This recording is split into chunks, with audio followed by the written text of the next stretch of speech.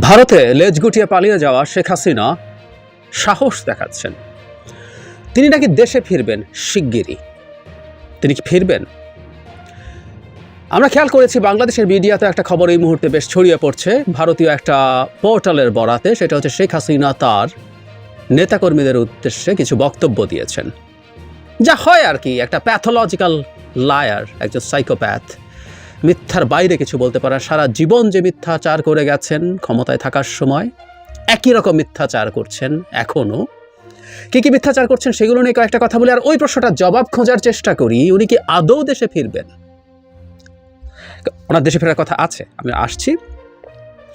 ভারতীয় সংবাদ মাধ্যম দ্য প্রিন্টের খবরে বলা হয়েছে আওয়ামী লীগ নেতাকর্মী ও সমর্থকদের উদ্দেশ্যে বার্তা পাঠিয়েছেন শেখ হাসিনা। সেই বার্তায় তিনি বলেছেন, যুক্তরাষ্ট্রকে সেন্ট মার্টিন ও বঙ্গোপসাগর দিলে আমি এখনও ক্ষমতায় থাকতে পারতাম। প্লিজ একটু নতুন কিছু বলেন। মানে এই একই জিনিস, মানে যখন ক্ষমতায় ছিলেন তখন সবাই হই হই করেছে। আমরা দেখেছি না আওয়ামী লীগের একেবারে পাচাটা কতগুলো সাংবাদিক নামের কুলাঙ্গার বসে বসে তাকে সমর্থন করতেন। কি বলেছেন এসব বলতেন। সো এসব বলার পরও সবাই খুবই হাততালি পেতেন। এবং প্রধানমন্ত্রী কি অসাধারণ সক্ষমতার মানুষ, কি মারাত্মক কেপেবল মানুষ। তিনি আমেরিকাকে বৃদ্ধাঙ্গুলি দেখিয়ে দেশের সার্বভৌমত্ব রক্ষা করছেন, সেন্ট মার্টিন বঙ্গোপসাগর দেননি, ইত্যাদি ইত্যাদি। এই কিছুদিন আগে উনি একই কথা বলেছিলেন। একটা শ্বেতাঙ্গ দেশের মানুষ নাকি তা চেয়েছিল।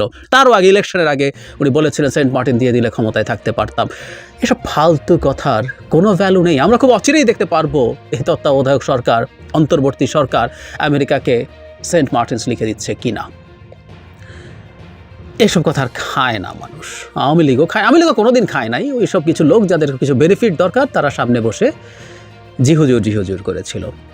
হাসিনার পাঠানো বিবৃতিতে বলা হয়েছে, আমি পদত্যাগ করেছি কারণ লাশের মিছিল আমি দেখতে চাইনি। তারা শিক্ষার্থীদেরও লাশের ওপর দিয়ে ক্ষমতায় আসতে চেয়েছিল, আমি তার অনুমতি দেইনি। প্রথম কথা হচ্ছে আমি পদত্যাগ করেছি, শেখ হাসিনা পদত্যাগ করেছেন, অথচ ওনার কুলঙ্গার পুত্র বলছেন অনেক রকম ধানাই পানাই কথা শেষে রয়টার্সকে বলছেন তার মানে কি পদত্যাগই করেননি এবং তিনি ভ্যালিড প্রধানমন্ত্রী, যেটা কোর্টে গিয়ে তারা এটাকে চাইলে, মানে কোর্টে এটাকে চাইলে তাদের এই সরকারকে ভ্যালিডিটি দেওয়া সম্ভব, অথচ তিনি তো বলছেন পদত্যাগ করেছেন।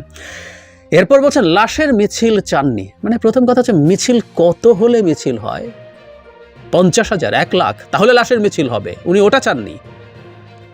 সত্য কথা হচ্ছে উনি ওটাও চেয়েছিলেন। উনি চেয়েছিলেন এই দেশকে সিরিয়া বানিয়ে কয়েক লাখ মানুষও যদি তার হয়ে সেনাবাহিনী মারতো, হত্যা করতো, করে তাকে ক্ষমতায় রাখতো, তাতে তার কিছু আসতো যেত না, সেটাই তিনি চাইতেন। উনি এটা পারেন নাই। শেষ পর্যন্ত জনরোষ, জনদাবি দেখে সেনাবাহিনী তার ঐতিহাসিক যে দায়িত্ব সেটাই পালন করেছে। তাকে চলে যেতে বলেছে, তাকে পালাতে বলেছে, উনি পালিয়ে গেছেন। এই যে শত শত মানুষ মারা গেল, হাজার হাজার মানুষ আহত হলো, এগুলো মিছিল না তার কাছে। কি বিভৎস বর্বর একজন নারী আমরা খেয়াল করছি। এর পাল্লায় আমরা পড়েছিলাম গত 15টা বছর। এর চেয়ে বিভৎস কিছু আসলে আর হতে পারে না। তিনি আরও বলেছেন, আমি এখনও দেশে থাকলে আরও অনেক প্রাণ হারাতো, আরও অনেক সম্পদ নষ্ট হতো। কেন? আপনি থাকলে প্রাণ হারাতো, সম্পদ নষ্ট হতো? সত্য, কারণ আপনি খুন করাতে আদেশ দিতেন, হয় পুলিশকে দিয়ে, পারলে মিলিটারিকে দিয়ে, বিজিবিকে দিয়ে, না পারলে আপনার দলের পান্ডাদেরকে দিয়ে। 4 আগস্ট শেষ চেষ্টা করেছিলেন, আমরা দেখেছি। এতে আপনার পান্ডারা যেমন মারা গেছে, আমি বহুবার বলেছি আমার ওই মৃত্যু আমি নিতে পারি না। শুধুমাত্র একটা দানবকে ক্ষমতায় রাখার জন্য সাধারণ মানুষের সন্তান হতে পারে, সে ছাত্রলীগ, যুবলীগ, আওয়ামী লীগ করে, সে কেন জীবন দেবে? তারা বেনিফিট পায় আমি জানি, তারপরও না, এটা হতে পারে না। সভ্য দেশে এটা হতে পারে না। আপনি চলে গেছেন, আসলেই ভালো হয়েছে। এই বার্তা কর্মীদের উদ্দেশ্যে শেখ হাসিনা বলেছেন, ইনশাল্লাহ শিগগিরই আমি দেশে ফিরছি। পরাজয় আমার, কিন্তু বিজয় জনগণের। উনি দেশে ফিরছেন কিনা শেষ অংশে কথা বলবো। মানে পরাজয় উনি স্বীকার করছেন, বিজয় জনগণের। বিজয় জনগণের, এবং এর মধ্যে আওয়ামী লীগ নাই। পরাজয় আপনি এবং আপনার দল আওয়ামী লীগের।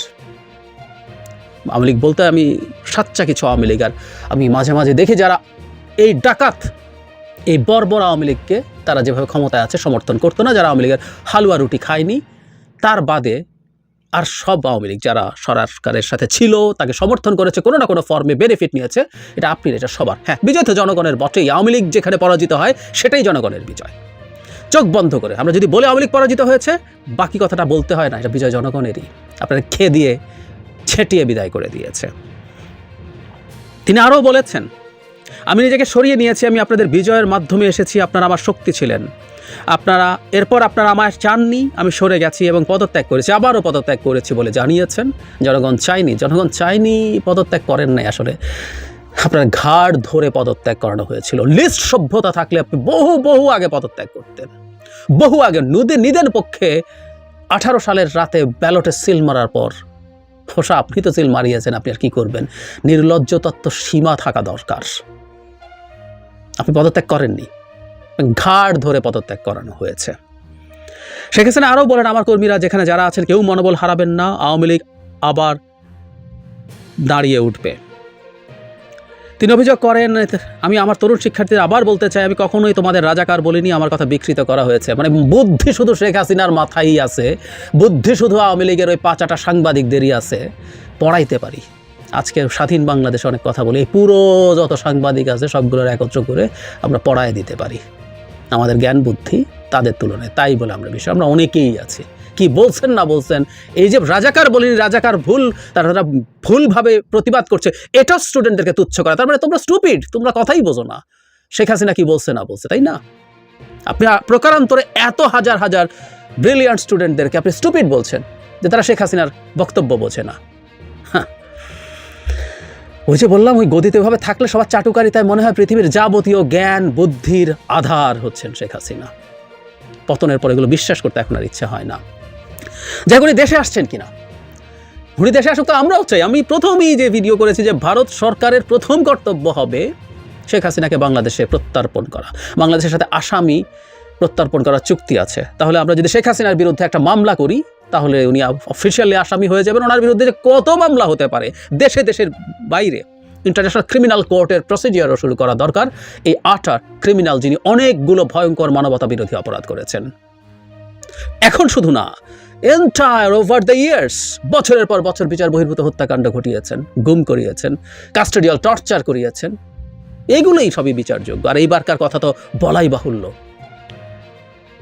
আপনি আসলে আমরাও চাই, সত্যিই চাই, আমরাই দাবি করছি। আর উনি বলছেন আমি শিগগিরই আসবো, না উনি আসছেন না। যে মানুষ পালিয়ে যায়, উনি আগেও একবার পালিয়ে গিয়েছিলেন 1-11 সময়, পরে বেগম খালেদা জিয়া যখন দেশ ছাড়তে অস্বীকৃতি জানান তারপর উনি ফিরে এসেছিলেন। ওনার পালানোর টেন্ডেন্সি আসলে আছে।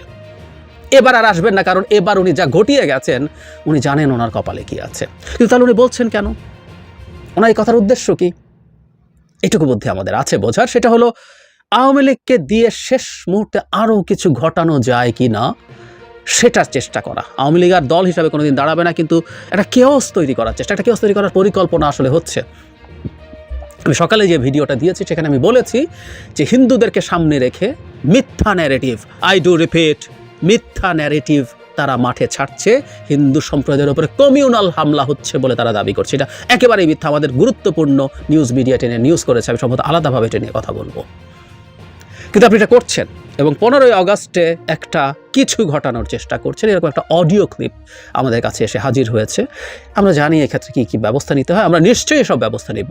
সুতরাং লেজ গুটিয়ে পালিয়ে যায় যেই মানুষ, তার সবাইকে বিপদের মধ্যে ফেলে রেখে তিনি দেশে ফিরে আসবেন, নো ওয়ে। লাখ কোটি টাকা পাচার করেছেন আপনি, আপনার বোন, আপনার ছেলে, সবাই মিলে ওগুলো ভোগ করবেন। জানি তো আমরা, এই দেশ কিছু আসে যায় না। আপনার এই দেশে থাকার তো উদ্দেশ্য ছিল ক্ষমতায় থাকলে যদি এই দেশটাকে ধ্বংস করে সব খেয়ে ফেলা যায়। এখন যেহেতু ক্ষমতায় আসতে পারবেন না, আপনার আর দেশে আসার কোনো কারণ নাই। আওয়ামী লীগ পলিটিক্যাল পার্টি ছিল না বহু বছর থেকে, অ্যাটলিস্ট 18 সালে রাতের সিল মারার পর থেকে ওটা পলিটিক্যাল পার্টি না। সো ক্ষমতায় যদি না আসতে পারেন, হ্যাঁ, কোনোদিন যদি ভারতের চক্রান্ত কিছু একটা ঘটানো যায়, আবার যদি আমাদের এক্সিস্টিং সরকারকে ছুঁড়ে ফেলা যায়, তাত্ত্বিকভাবে বলছি, এটা হবে বলে আমি কোনোভাবেই মনে করি না, সেদিন হয়তো আপনি আসবেন। কিন্তু এই সরকারের সময় বা পরবর্তীতে নির্বাচনের পর যে সরকার হবে উনি আসবেন না। উনি চাইছেন জাস্ট ওনার পান্ডাদের মনোবল একটু চাঙ্গা রাখা, যাতে ভারত এবং তিনি মিলে যে পরিকল্পনা করছেন বাংলাদেশকে ডিস্টেবিলাইজ করা, সেই পরিকল্পনাটাকে ভালোভাবে এগিয়ে নিয়ে যাওয়া যায়। সরি, একেবারেই সরি। যখন আমরা ভীষণ সতর্ক আছি সেই সময় ভারত, শেখ হাসিনা আরও কাউকে নিয়ে তারা তাদের পরিকল্পনা নিয়ে মাঠে নামবে এবং সেটা সফল হবে, ইম্পসিবল। দিবা স্বপ্ন দেখছেন। আওয়ামী লীগেরও লোকজন যদি থেকে থাকেন, আপনারা এগুলো থেকে সরে আসেন। সরে এসে আপনারা এই দেশের নাগরিক হিসেবে যা যা অধিকার আছে ক্লেইম করেন, পলিটিক্যাল যা যা অধিকার আছে ক্লেইম করেন, এবং অবশ্যই শেখ হাসিনা এবং তার 14 পুরুষকে বাদ দিয়ে ওই নামটা এমন হয়ে গেছে, আমি একদম ফ্রি একটা পরামর্শই আপনাদেরকে দিলাম।